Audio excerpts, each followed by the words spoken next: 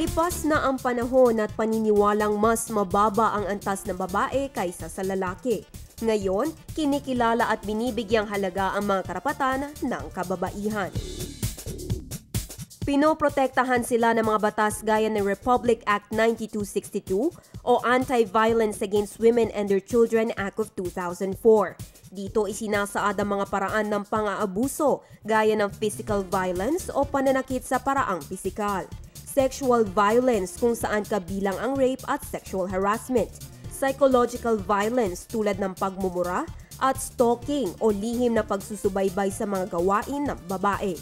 At ang tinatawag na economic abuse kung saan tinatanggalan ng babae ng karapatang kumita o magkaroon ng sariling pera.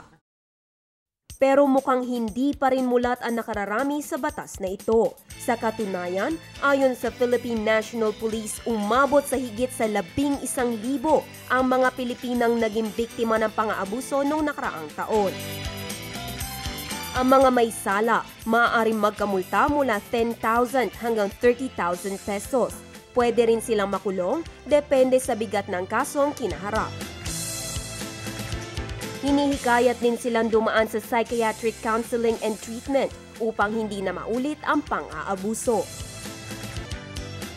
Para naman maiwasan ang pagpapatuloy ng karahasan, dapat maging alerto ang babae sa kinikilos ng kinakasama. Malalaman kung siya'y mapang-abuso kung mababa ang tingin niya sa kanyang kapwa. Masakit siyang manalita at palaging mainitin ang ulo. Maaari rin silang may hilig uminom, isang drug user o may extramarital affair.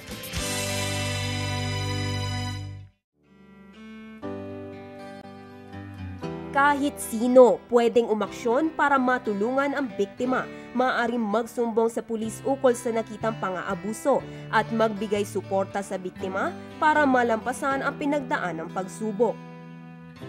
Sa aming pagbabalik, atin pang aalamin ang iba pang mga karapatan ng kababaihan.